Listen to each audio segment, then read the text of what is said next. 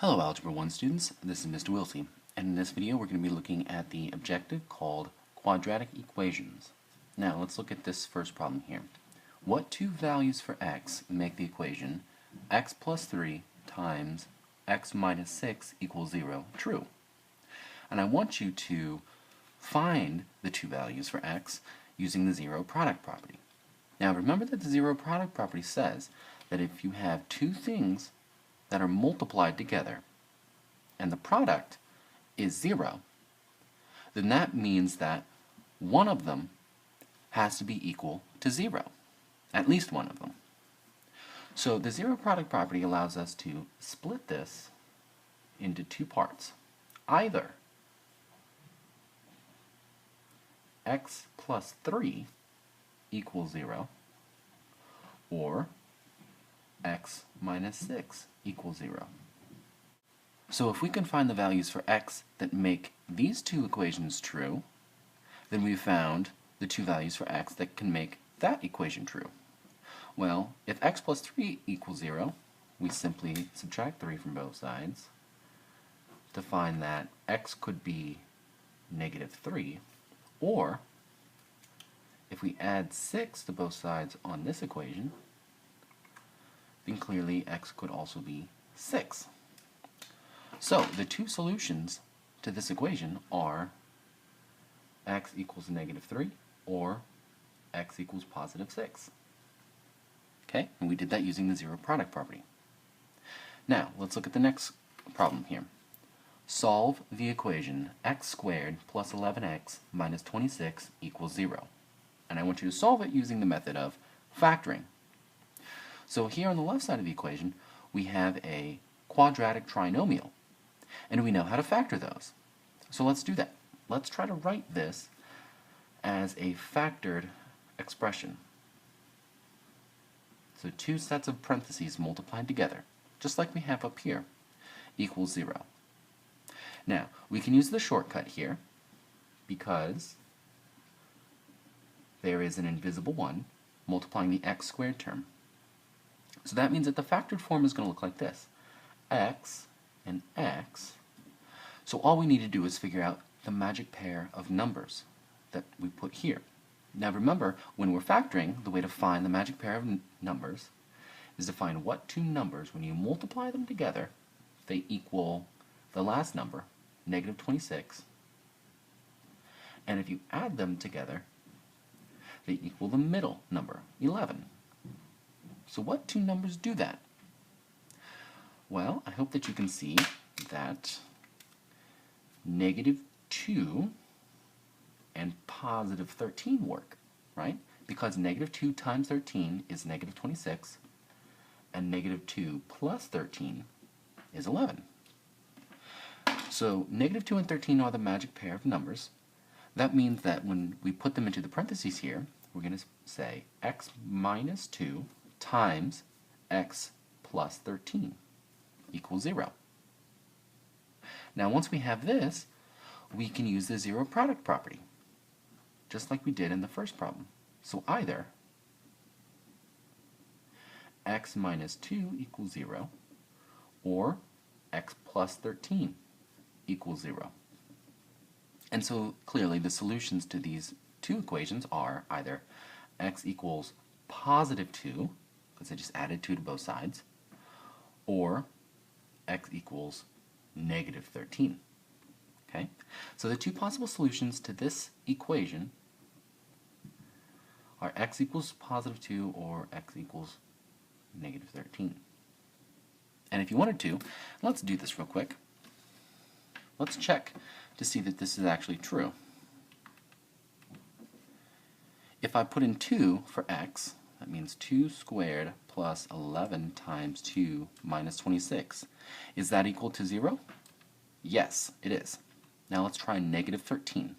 Now remember, I need to wrap that negative number in parentheses before I try to square it.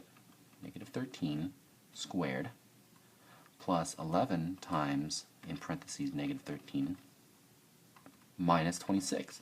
Is this expression equal to 0? Why, yes it is. So these two numbers make that equation true. Okay? And this was just a way to check to see that we did it right. All right, let's look at number 5 here. What two values for x make the equation 4x squared minus 100 equals 0 true? And I want you to solve this using the method of square rooting. All right, now square rooting requires us to, first of all, I'm going to write it over here. First of all, isolate the x squared term. Not just isolate the x squared term, but isolate x squared.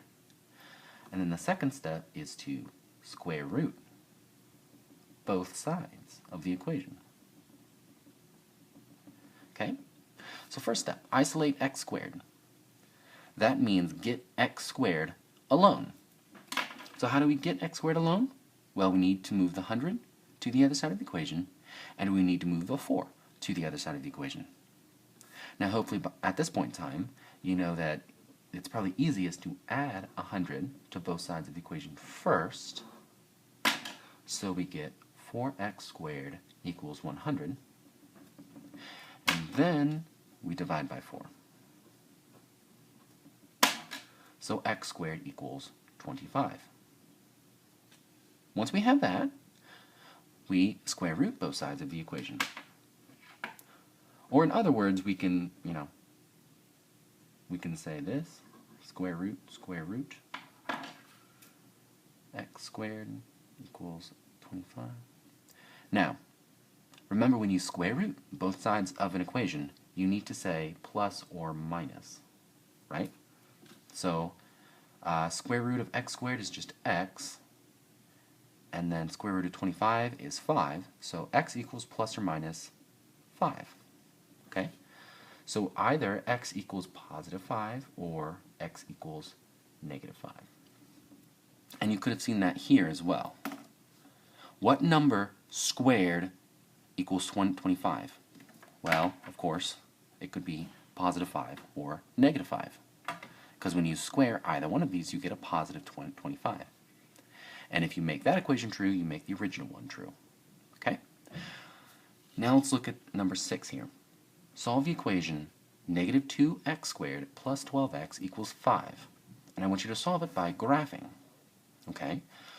Well, when we are solving by graphing, or factoring for that matter, or the zero product property, if we use any of those methods, the very, very first step that we need to do is to get everything onto the same side of the equation.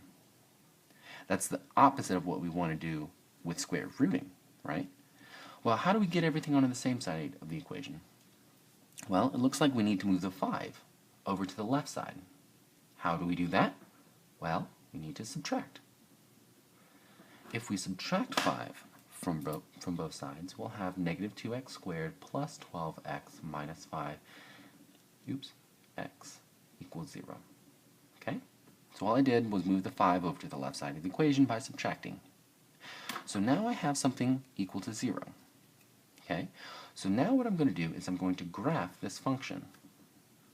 F of x, or y, it doesn't matter, equals negative 2x squared plus 12x minus 5. Once I graph that, I'm going to find the zeros. Okay? In other words, I'm finding the numbers for x that make the whole thing equal to 0. Okay? So let's do that. New document, no, add a graph. Okay, so I'm going to graph negative 2x squared plus 12x minus 5. Enter. Okay, so there's my graph here. Now I'm going to find the zeros.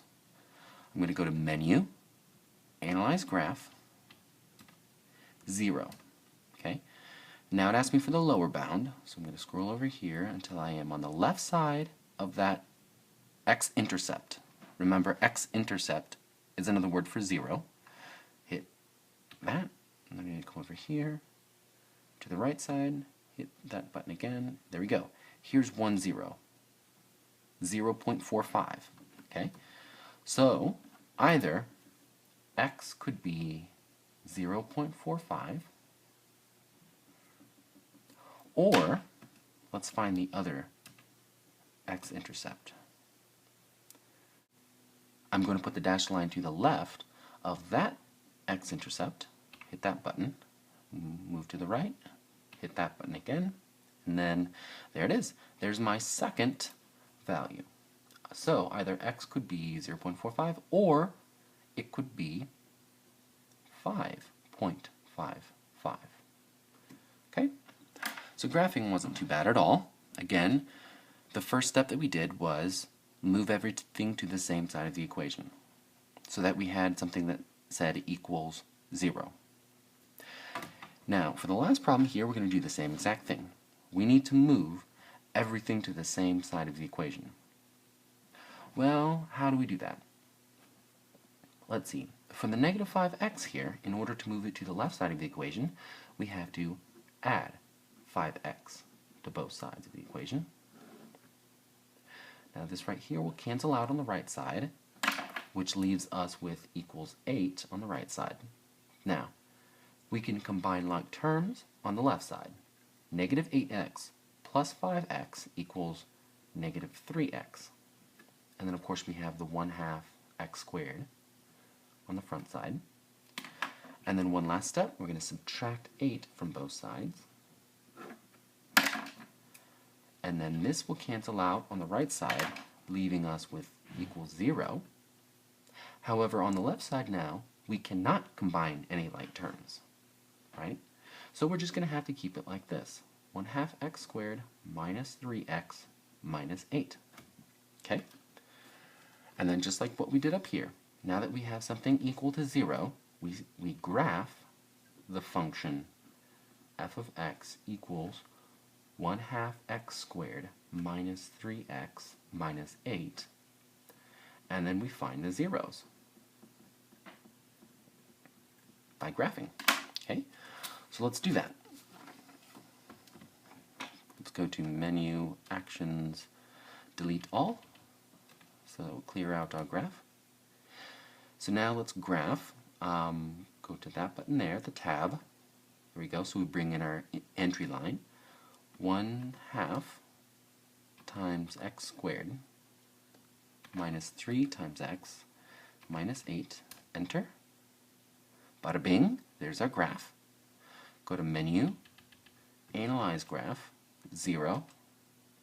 Bring this to the left side of that x-intercept. Upper bound, go to the right of it. There it is, there's our first 0.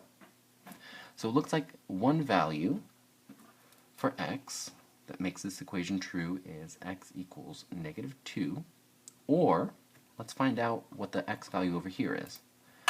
Menu, what happened? Menu, Analyze Graph, 0. I'm going to bring my dashed line to the left of that, and then I'm going to bring it to the right of it. Bada bing. Looks like 8, 0, so the x value is 8. Okay? So, that is it for this objective. This was not too difficult. One of the keys, though, that you need to recognize is that for all of these, there were 2 possible values for x. That won't always be true. You lucked out that I did not give you an equation that had only one solution or an equation that had no solutions. Okay? But that's it for this objective.